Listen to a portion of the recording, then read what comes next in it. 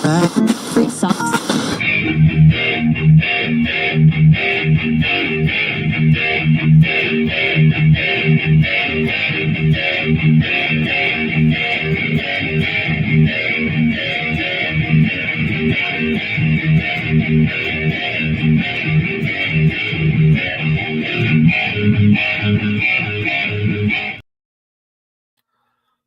Welcome, ladies and gentlemen, to another exciting edition of the Triple B Experience. I'm your host, Bad Bubba Brewer, and the intro to the show was brought to you by Swamp Cadillac. Hit like and subscribe. They're on YouTube. Follow them on Facebook. They got some big shows coming up in Western Pennsylvania. But tonight, ladies and gentlemen, it's our top 10 show, like always.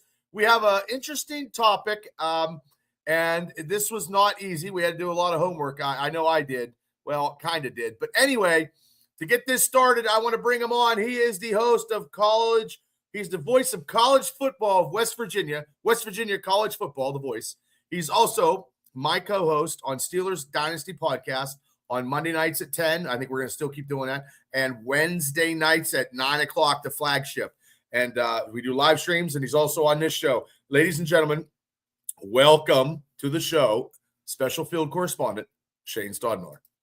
Good evening, Shane. Hey, Bubba. How you doing? You know what? I'm living, taking one day at a time. I worked all day, just got off work, went to the gym, and I'm here now. So there's not enough time in a day to get stuff done, but I'm glad we're podcasting. We got a great topic tonight brought to you by Cable. And this is, speaking of Cable, this message is brought to you for action figures connoisseurs all across the world. Ladies and gentlemen, he knows his movies. This is his topic for tonight, and he scoured the worldwide probably web and everything for this topic, and it was a hard topic. So, ladies and gentlemen, welcome to the show. As always, our man Cable. Hi, Cable. Hey, how's it going, guys? Good. Cable, before we get started, your team's in the playoffs. Ours is not. How do you feel about that real quick before we get into your topic here tonight? Good. This season, I think we already surpassed what I expected. So, like everybody keeps saying, in a way, we're playing with house money at this point. It would be hard to be disappointed, realistically, after anything that goes on. So. We played with house money, and the house never showed up. The dealers were gone by, hour into it. I honestly think, Cable, that we talked off camera, I believe they're going to beat the Texans. I just have a funny, it's hard. I think it's a winnable game. Yeah. It's wide open, and I think we're probably looking at Bills and Patriots trilogy this year in the championship game. Well, we'll have to take it. We take 1 week at a time here, I guess. But, this is your topic tonight. Oh, Mom, I'm looking much younger, Mom, but thank you. God bless you, Mom. I appreciate it. My mom's in we're on Facebook, so thank you, Mom, for watching. I get it's good genetics from the Baroni side of the family. So now, Cable, would you like to explain to the masses the top 10 question that we had to perform tonight, which is not easy? So go ahead.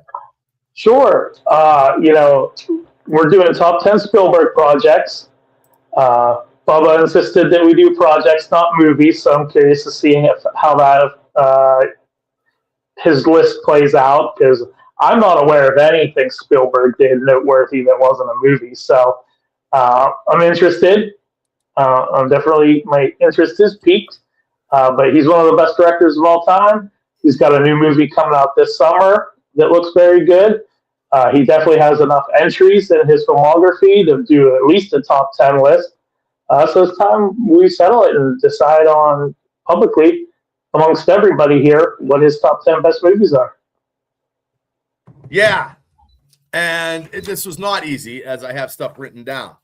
And I went with movies. Now, there was a couple that he was producer on and stuff like that. But I crossed them off because I'm going to go with movies. But maybe I'll throw them in honorable mention, maybe. because some of those movies I did like. So, starting off at number 10. Oh, geez. I'm going to go with number 10 to me because it's been a long time since I've seen it. At the end, and I know there's aliens out there. I'm starting off with number 10, Close Encounters of the Third Kind, at number 10. That's what I'm starting off. So it's been a long time since I've seen that movie. So, but I did see it. So, Shane, your number 10. My number 10 might not even, but it's probably not on anybody's list. And I saw it a long time ago. I watched bits and pieces since then. I think it holds up. Empire of the Sun. Ooh. Ooh, good one. I can't remember that. I think I saw the first opening and that was it. So I've never seen it, but I've seen the cover a million times.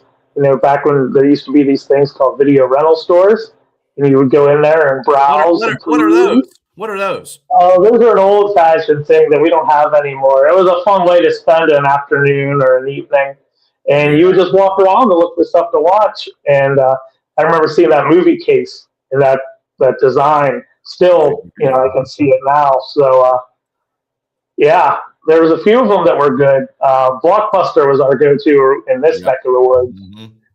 I used to go to Blockbuster all the time. Oh, actually, me and Shane's neck of the woods, it was home video. Okay. Yeah, we go down there. I go down on Friday night, get my dad some movies. Devil said War of the Worlds, and Afton said Hook. And we want a big shout out to Afton. She was on the Dynasty show yesterday. Great interview talking about her time in Pittsburgh. She said her town was too small for a Blockbuster. George says number 10 is Sugarland Express. Thanks, guys, for playing along. So, Cable, you're number 10. My number 10 is Blasphemy. I might not be welcome back here after this. And I'll tell you what, it almost was just an honorable mention. But my number 10 is E.T. I don't know if that's low compared to everybody else's standards. It's your age. That's why. Yeah, it's because Yeah. I didn't grow up with it. Yeah. And you didn't see the spectacle that it brought about because it was a big giant spectacle.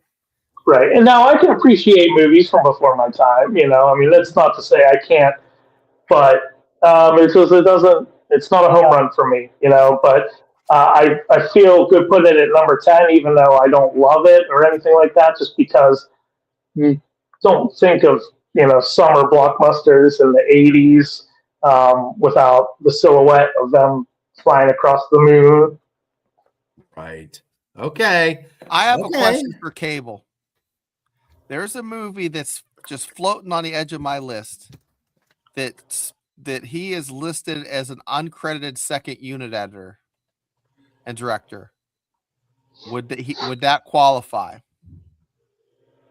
Second unit director. No, I don't think so. Because he did a lot of producing too. He produced a lot of movies. He produced and he wrote it. So yes, second unit. He's not really the driving creative force. But he behind the movie. That's why I was asking. So he wrote it, and he was a second unit director. That's why I was just wondering. Okay. Okay. So we're at number 9. Number 9, I'm going to go with the movie because I've seen it. It's been a while since I've seen it. It's a war movie. And most of these are like periodic time movies, you know what I mean? So I'm going with the movie War Horse. Oh, okay. Oh. Yeah. Good pick. So Shane, you're number 9?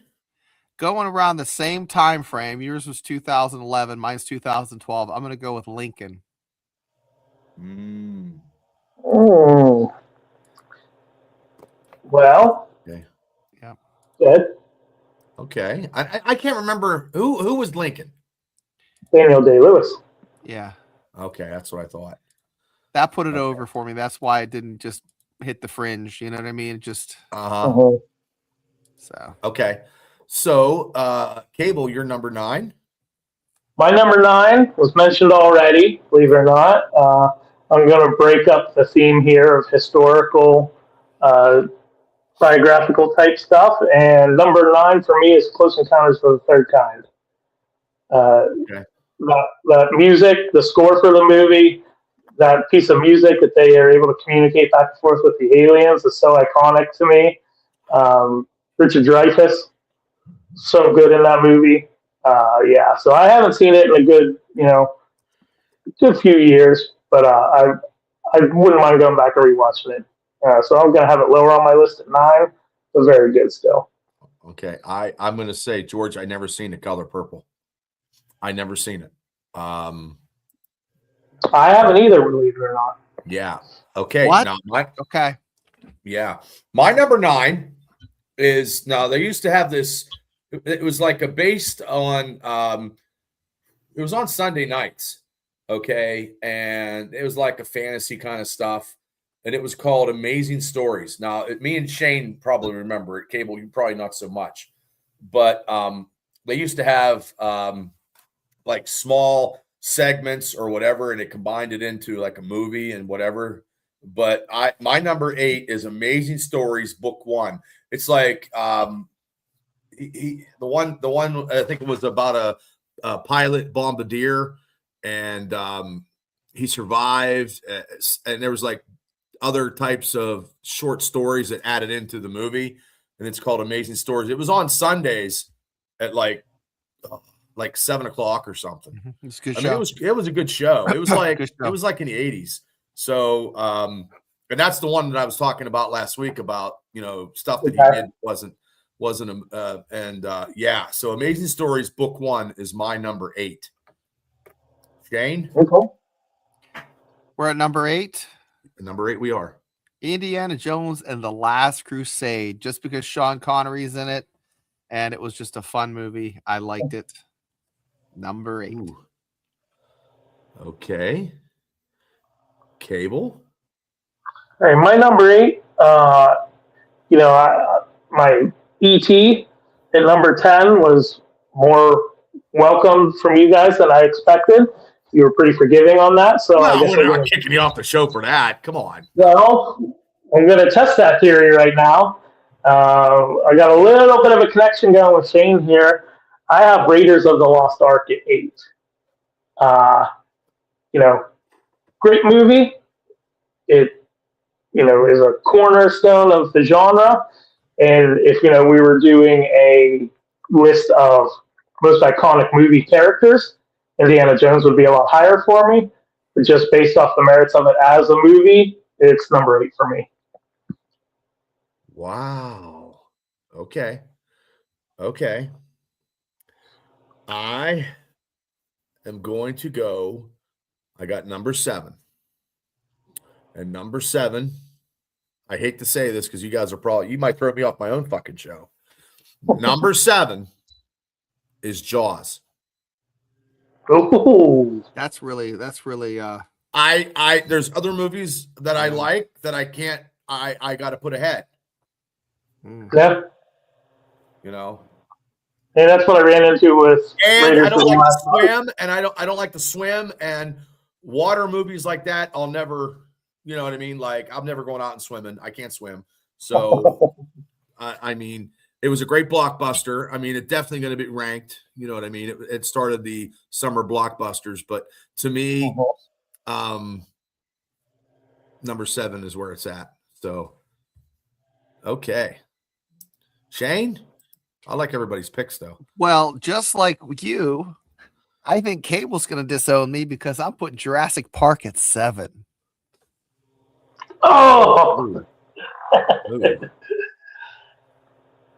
The only reason it's not 8 is because I didn't want to hurt Cable's feelings.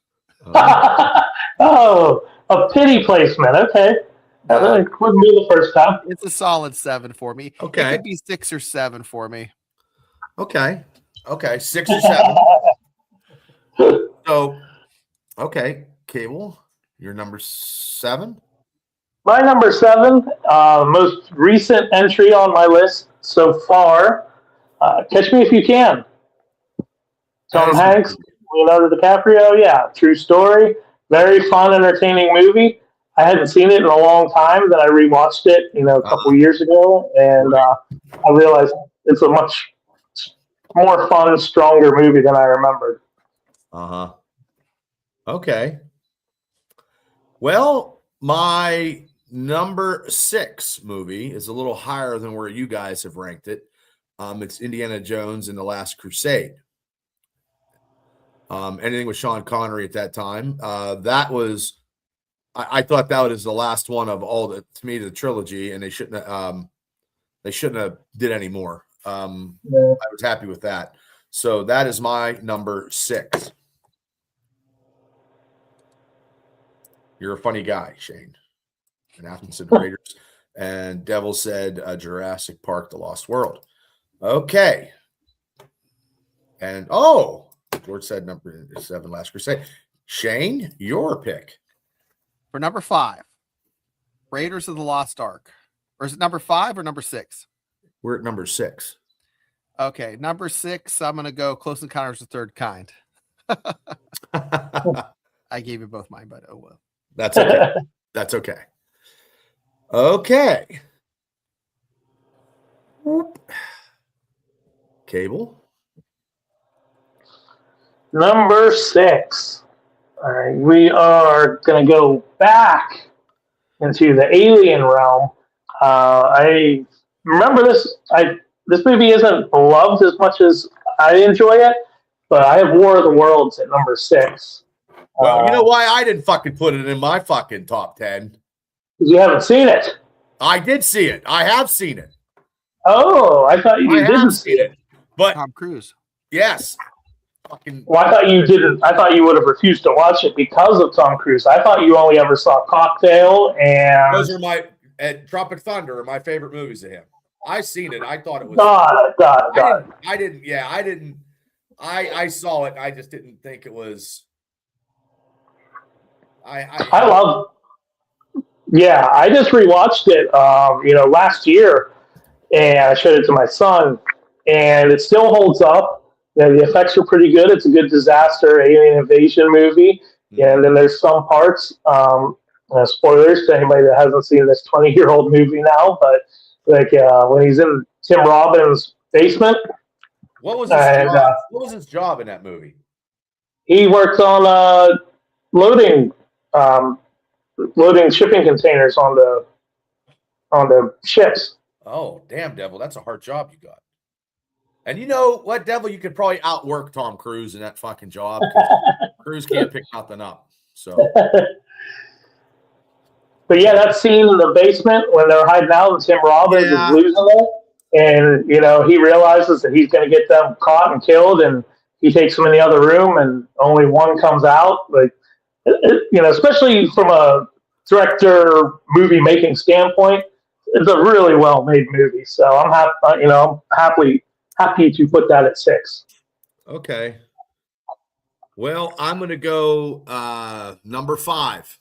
It'd probably be higher on probably Shane's list than mine, but it is probably the most graphic scene in war movie history. That first scene in the opening is just crazy.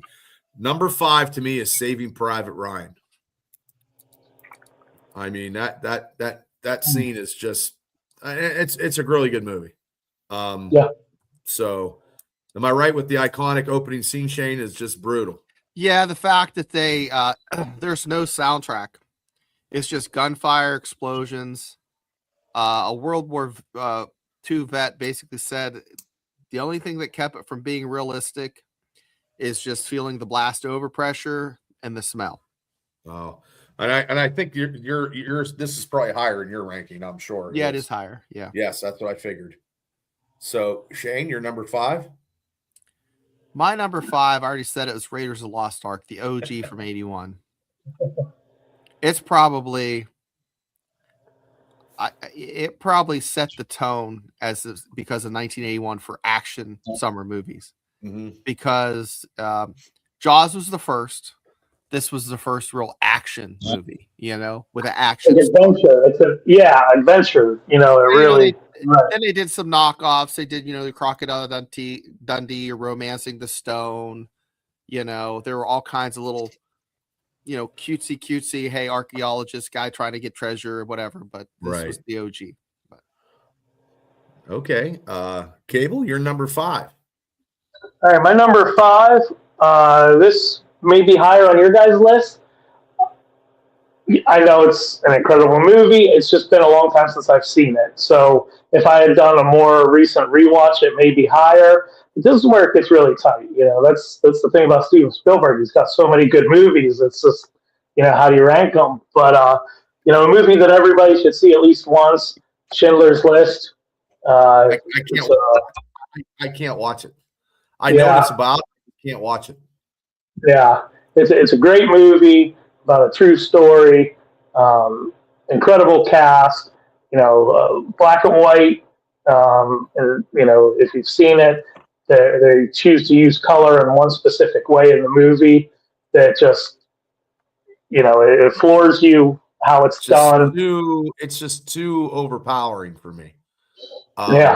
There's another movie that's not a Spielberg movie, but it's a movie, and it was based on I think it was based on a true story down south, and this African American guy got accused of something that he didn't do, and John Voight saves him and puts him on a train.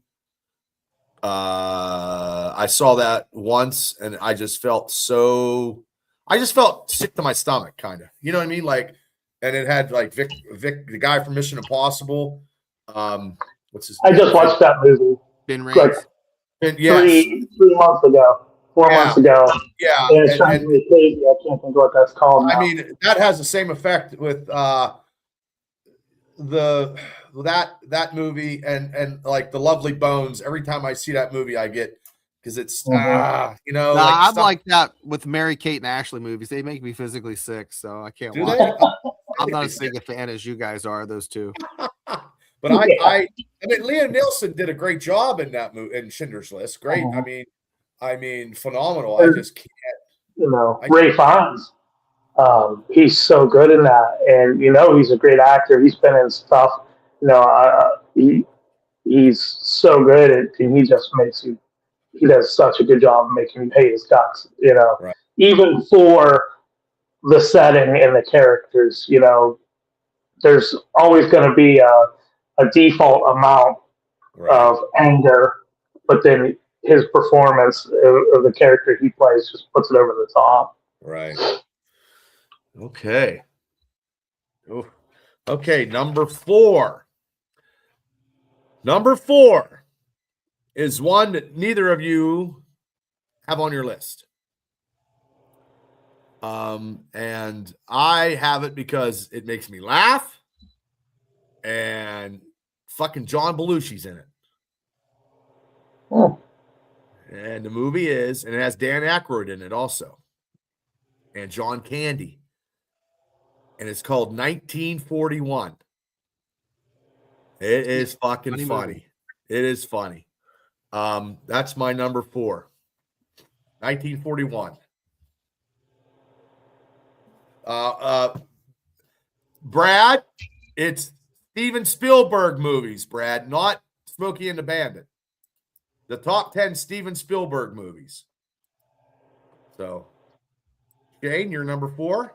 My number 4, when you thought it was safe to go in the water, Jaws.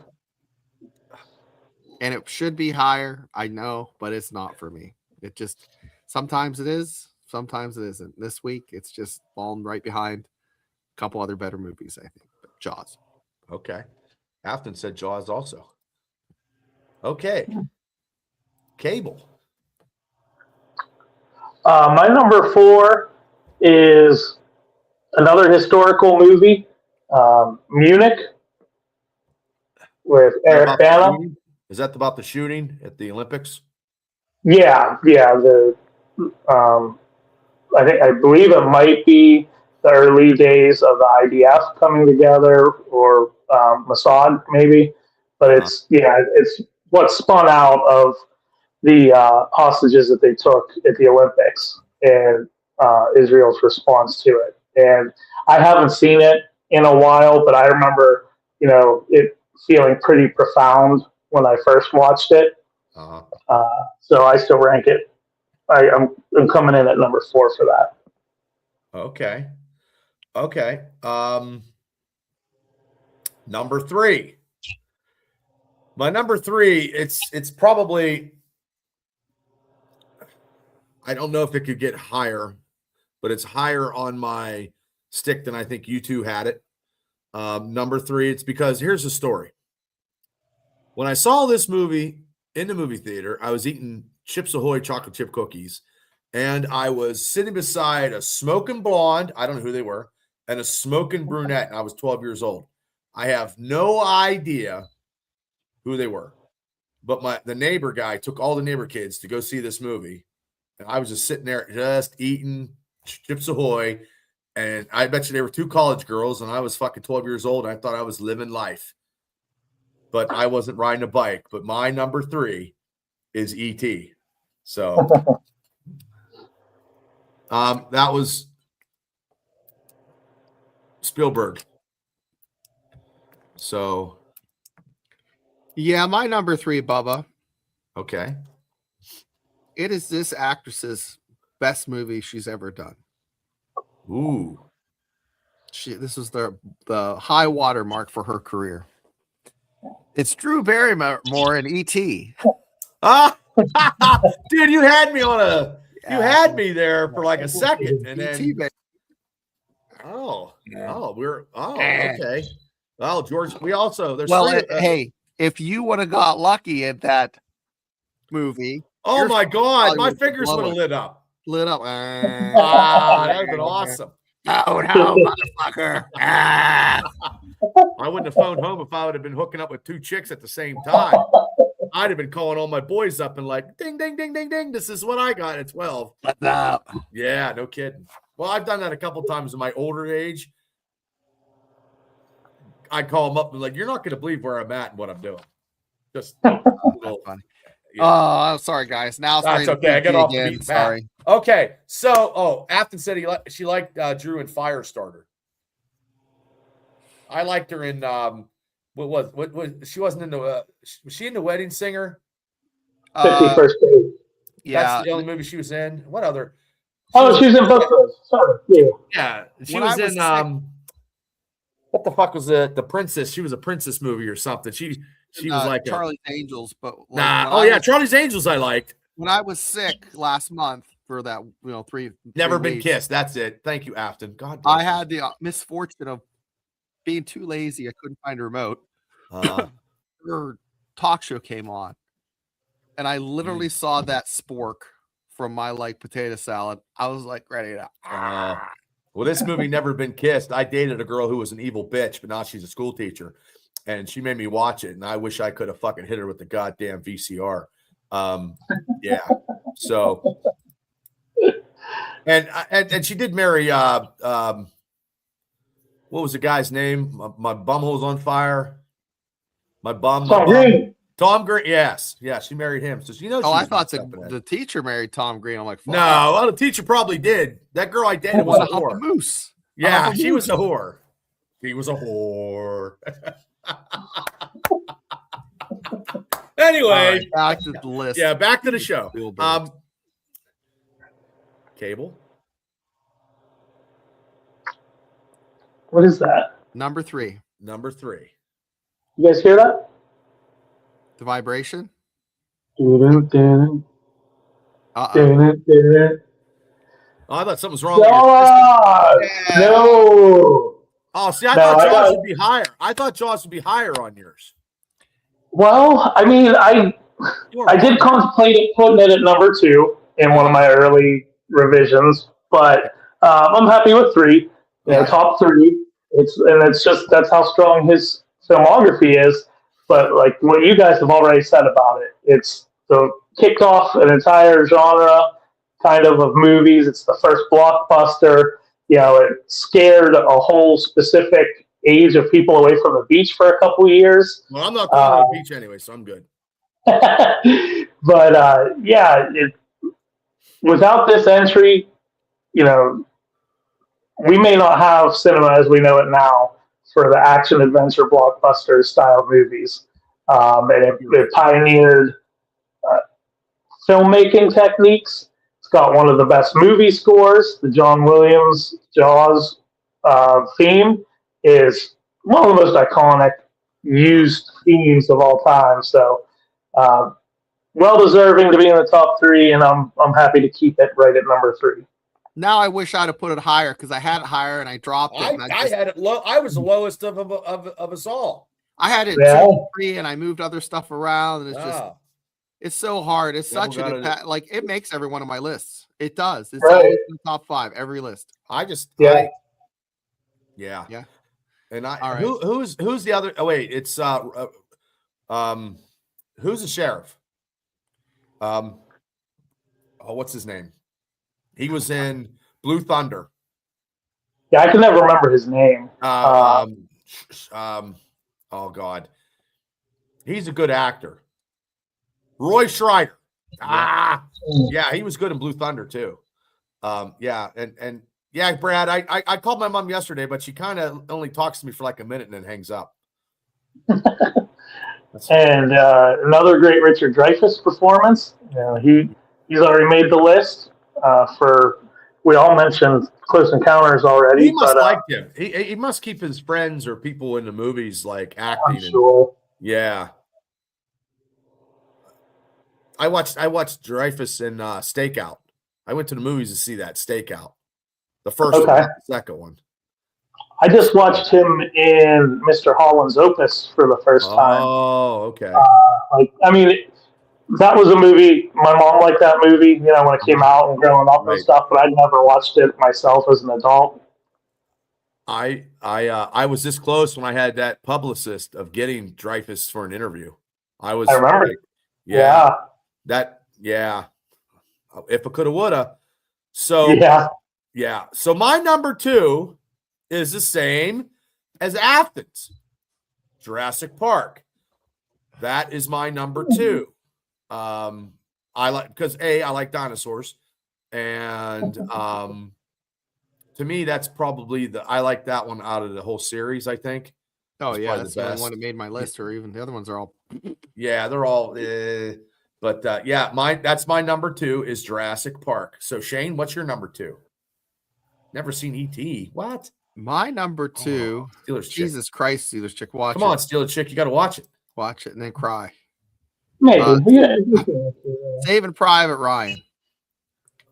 I thought that would have been higher for you. I thought that. I have one at number 1 that is more moving than that. Oh wow! And I think you know what it is, but Saving Private Ryan. You know, it's a long movie, and that D-Day scene where that, you know, on the beach of Omaha, where that, you know, landing craft just drops down, and you just see chaos, and then you see blood. The music doesn't start until a little bit later, so it's just really kind of just you watch it and you're just shocked, and then you watch it a few years later and you kind of pick up the nuances of how he directed it.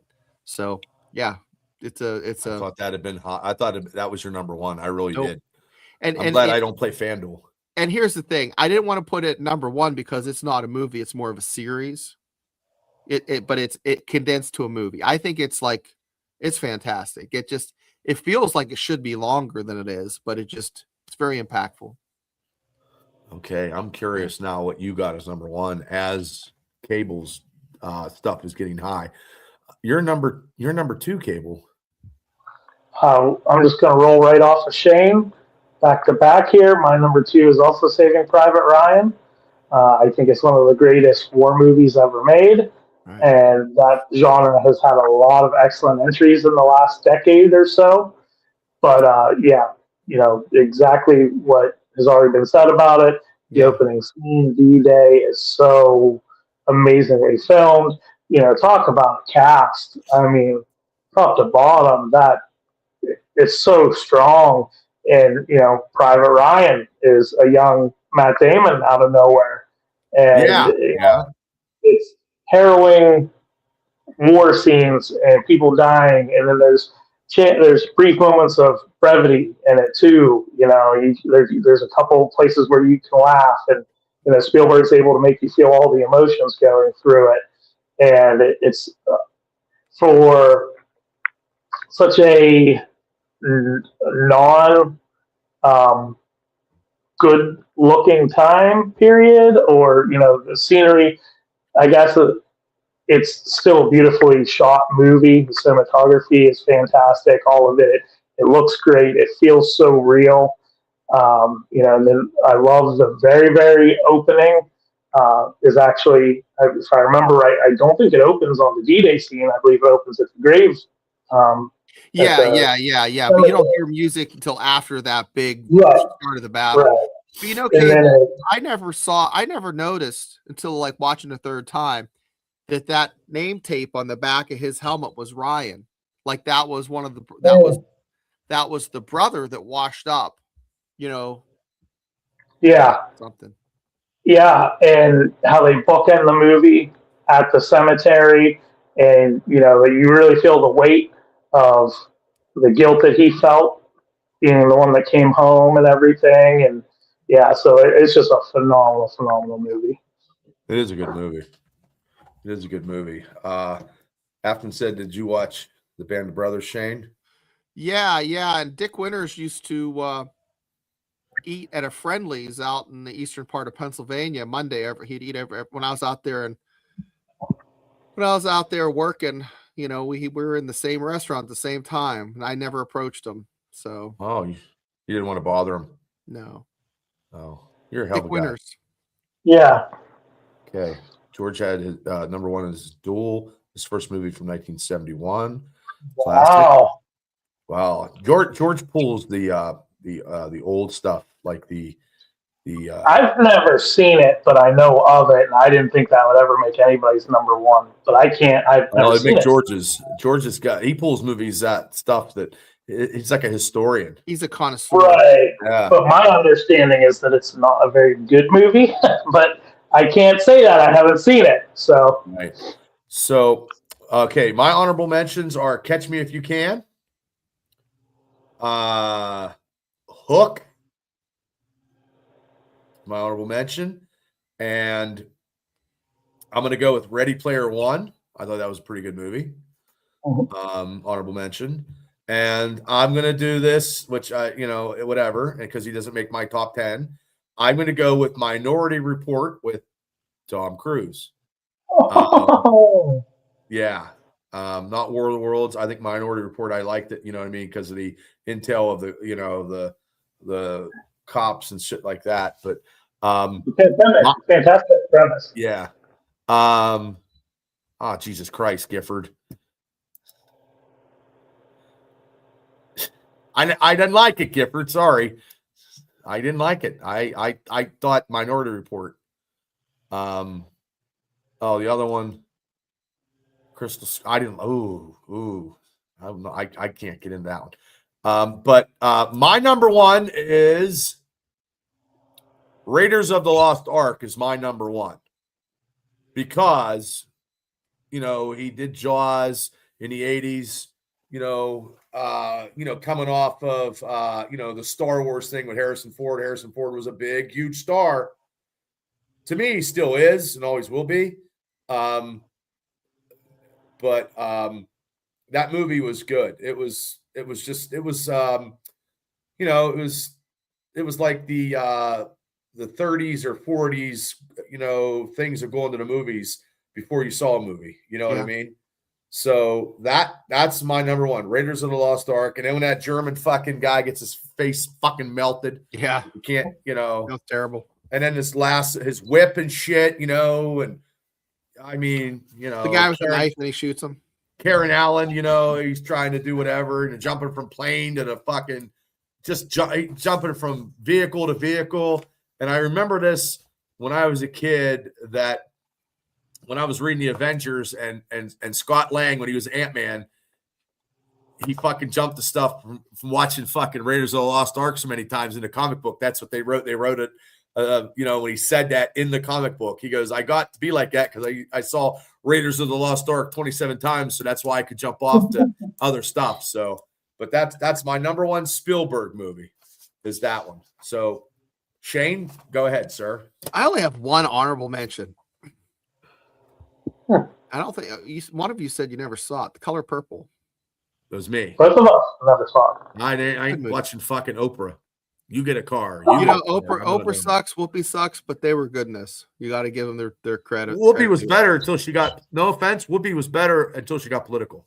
Yeah, Sister Act was probably her best movie. Yeah. Oh yeah, and the one with the pottery, Ghost.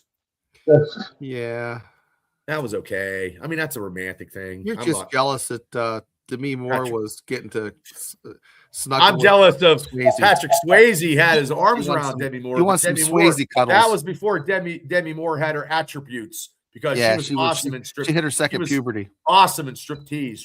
Oh my God. But that's not one of my, that was something.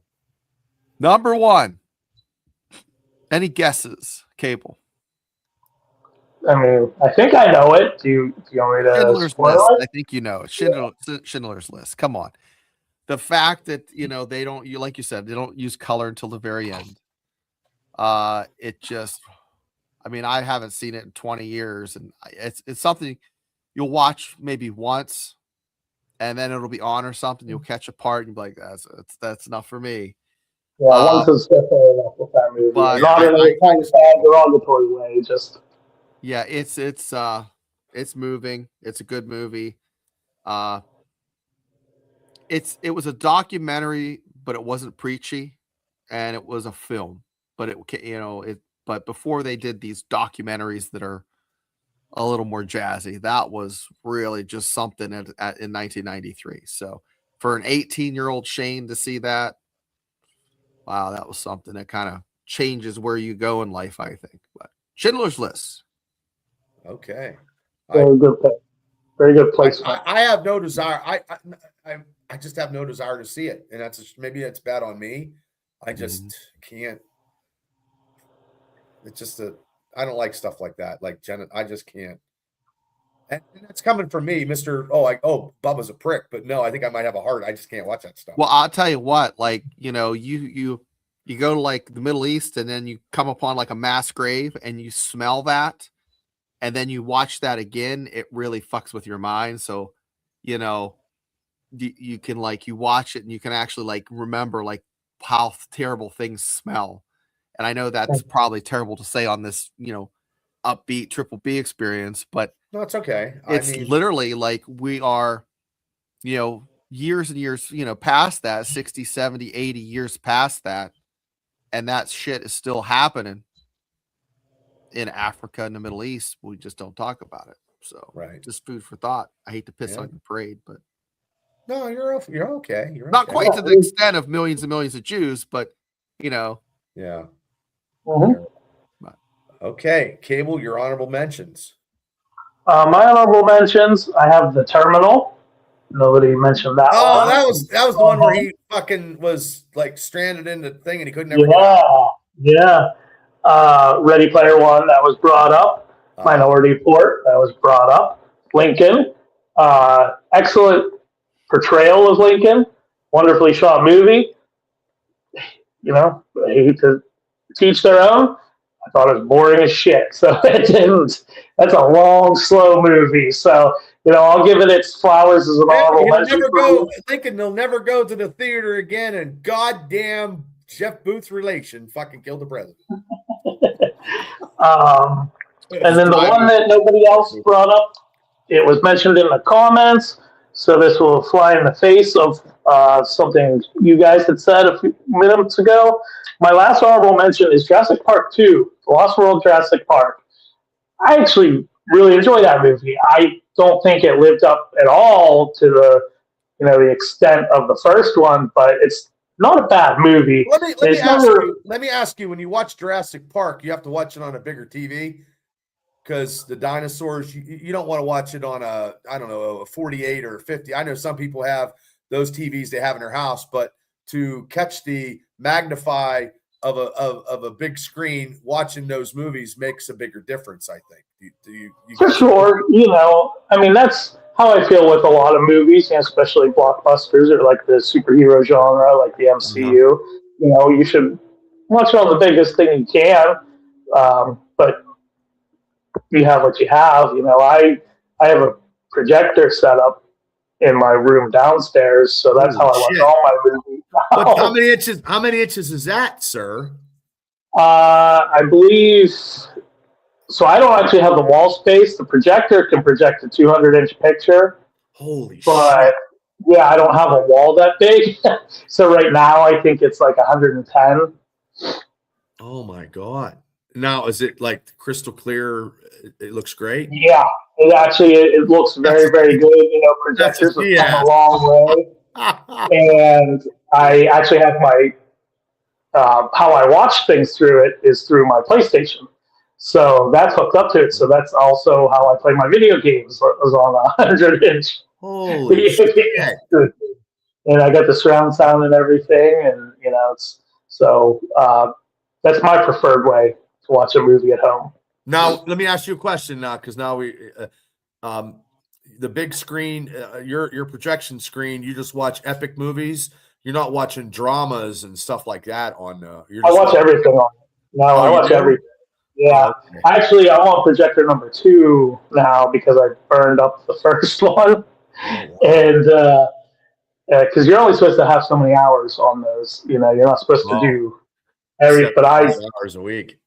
Yeah, I usually fall asleep with the movie playing on the weekends and stuff, and then I'll wake up, halfway through the night and the movie's over, and you almost smell the projector burning or whatever. Yeah, but George says you need a bigger house, Cable. What I want to do, I would like to steal the idea from Kennywood, and one of these summers, if WWE ever pulls their head out of their ass, I'd like to project a PLE on the side of the house and float around in my pool on a hot summer night and just watch it, like how Kennywood does the movies in the water park or whatever. Oh, okay. But I have not done that yet. I watched Jaws in a pool one time. Did you? Mm-hmm. I'm not That's awesome. And watch Jaws. Maybe a whirlpool. Yeah. Maybe a whirlpool.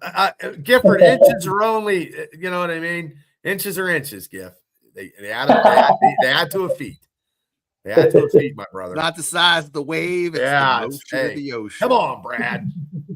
I love how he gets his kids' Facebook so nobody knows it's him. And that wasn't him the other day who I blocked, or he would have texted me, and it wasn't him. It was some other guy. But so that was hard. I thought. Oh, I just thought you want to hear my number 1. Yes, I want to hear your number 1. I didn't know if you forgot and you were wrapping it up or not. I mean, you guys probably know it anyway. Because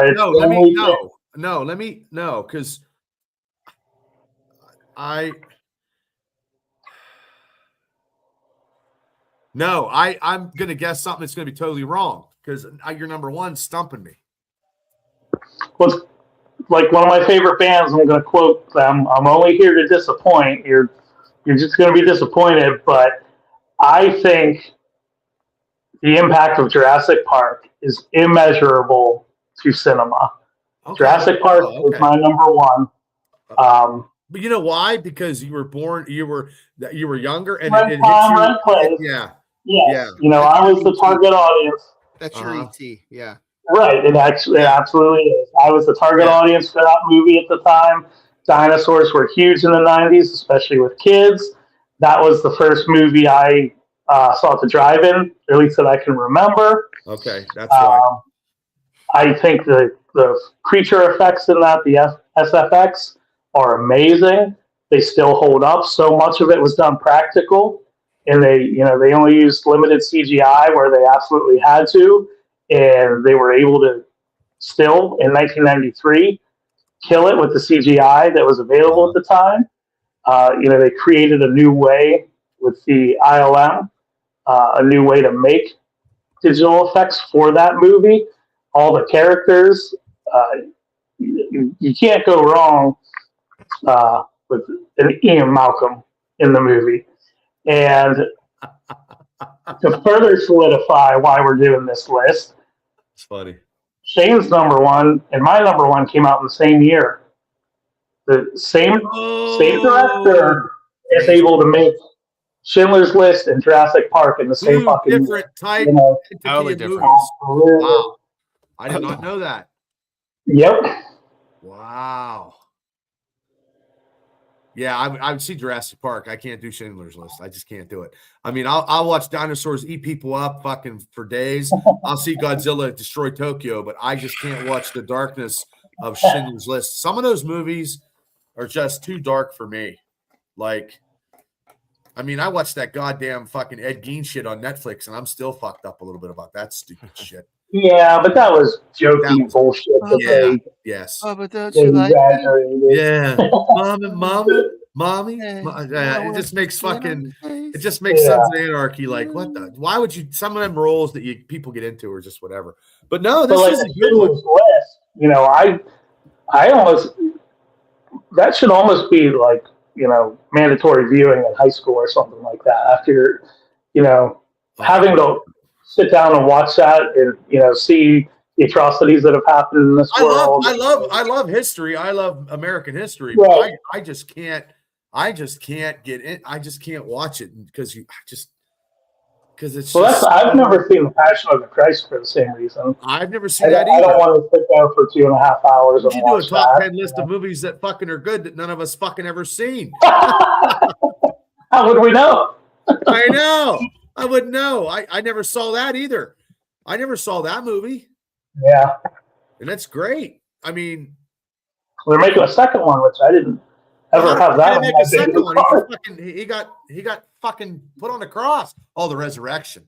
He got resurrected. Either that or it's a prequel, but Mel Gibson's working on another one. When he was out hanging out with his 12, you ever hear the Sam Kinison bit when Jesus was hanging out with his 12 disciples, you know, and not coming home and out partying and she's like, you're partying with your fucking 12 asshole friends, you know, and shit like that. And, you know, and then he goes, Jesus, you remember this? You remember?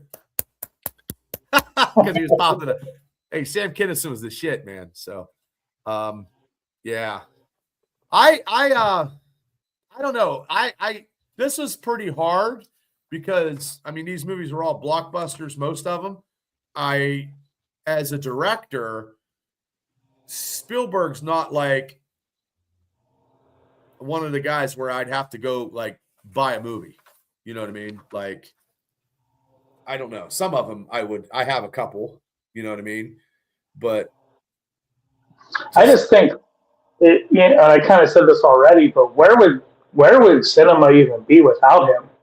Because you think of what Jaws and Indiana Jones and but I'm Jurassic thinking of but besides him, I would put Lucas over him though, because but they're kind of like tied together. They are tied together. They're not that far apart. You're right. They are, but I would argue that George Lucas doesn't have nearly as many good movies as because he's got the original Star Wars trilogy, and then the prequels. Are okay, and American Graffiti's good. But I think that's I don't know that.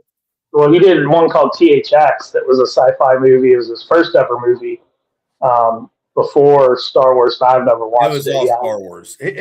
Look, sometimes you just have that one genre and you just fucking keep building.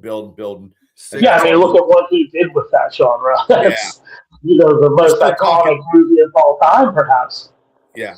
And I would say it would be. I mean, look, I mean, it blossomed. I mean, he should have never sold it. But you know what we should get? Instead of doing a top 10, we need to find someone that has never watched Star Wars and just heckle them for 45 minutes. There's a lot of people. There's a lot of people that haven't watched Star Wars. A lot of people. They're called handicapped.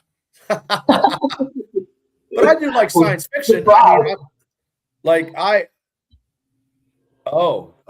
Afton says she prefers Reiner films. Princess Bride, Rob Reiner. Yeah, I am a John Hughes guy, and I think that should be our next one, John Hughes.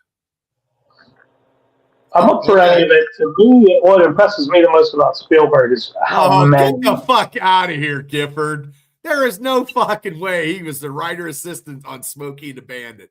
No. There ain't no fucking way.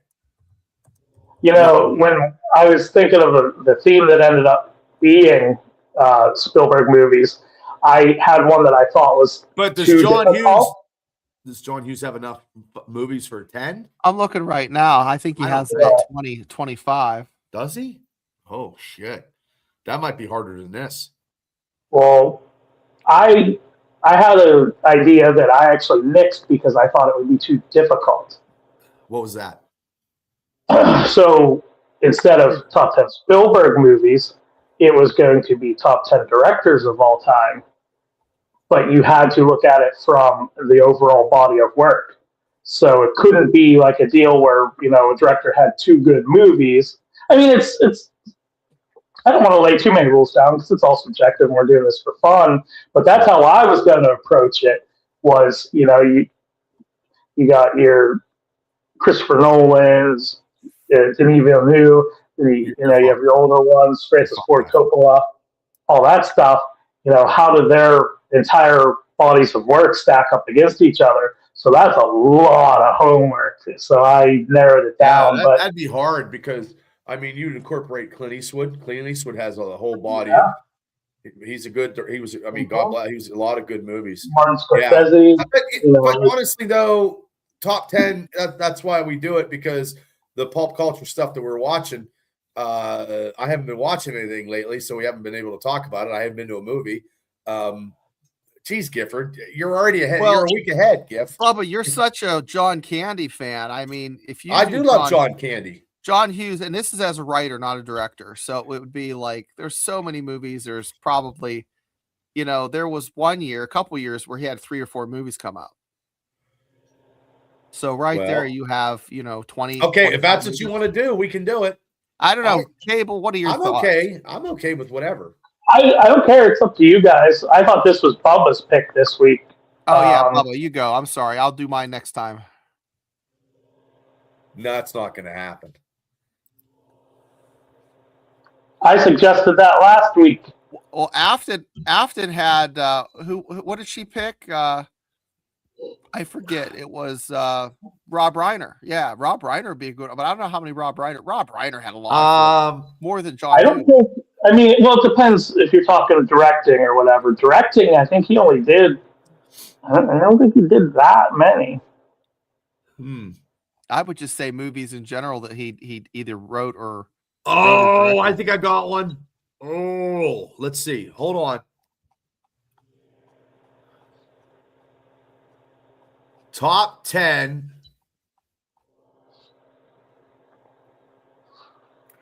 Maybe you'd have to do bodies of work. Okay, bodies of work, but also too, they have to be a smoke show. So the top 10 hottest female actresses of all time. They have to be at least one category of one major movie, like one major. They have to be in a major movie. One blockbuster, one major movie that solidifies their career. They have to be fucking good looking. They can't be fucking. I got it. Okay. Good looking. I don't know why I come up with this one, but I'm actually gonna put up pictures for mine. We can get pictures. I mean, we can make pictures. Yep. But the top 10 hottest actresses of all time, not, and it has to be that you can't. Pamela Anderson is not being on my fucking list, even though she was smoking hot. She didn't fucking. Barbed Wire doesn't count. Okay. I mean, Barbed Wire was a major movie, and she had another major movie that was top of the chart. What about Weird Science? Well, yes, but that's that. Yeah, she has to have. They have to have a major picture. One major picture. Now they could have starred in 10 million fucking stupid movies that didn't amount to a hill of beans, but they have to have one major film that was a blockbuster or an Oscar nomination, or they're an Academy Award winner. That is the qualifications for the hottest female actress. Yeah. Yes. Okay. And it got to be, it has to be a lead. It can't be, it could be a supporting character, but it can't be just like a 5-second thing in a movie and then they walk out. Right. Okay. Yeah. Is that cool? All right, boys. Yeah. Okay. Good show. Okay. There we go. Because I'll have to think too. I'll have to think. So, and it's just 10. We can do honorable mentions too. And that goes back till the fucking Hollywood, the fucking, from whatever. Golden age of Hollywood. Golden age to fucking today. So, yeah, that's it. And I'll have to make, good, because I could do some captivating thumbnails. So thank you guys for all playing in the chat. We appreciate it. That'll be next week at 9:00. Monday night on the Steelers Dynasty podcast, though, we are going to be streaming. We're having a live watch party for the national championship, which I have no clue about anything. But me and Shane are going to do it for shits and giggles and just for fun. So, and that includes that'd be our Steeler talk too during it too, because it kills two birds with one stone. So, because I got my cable back today, so I'm good. I got my cable. I'm good. So, Cable, thank you so much as always. Shane, thank you. And everybody in the chat, thank you so much. And we do appreciate it. Hit like and subscribe. Tell your friends, tell your family, tell everybody you know. Trying to get this channel monetized. I've been slacking a little bit with some interviews that I'm supposed to have. I need to get on the stick because I'm dropping the ball, and I totally I got to step up. Well, Steelers season's over. You have some extra, maybe a few little minutes here and there. Yeah, I got a few little minutes. I had a lot of people to do interviews, and I gotta, when I say something, I have to. My follow through in golf is terrible.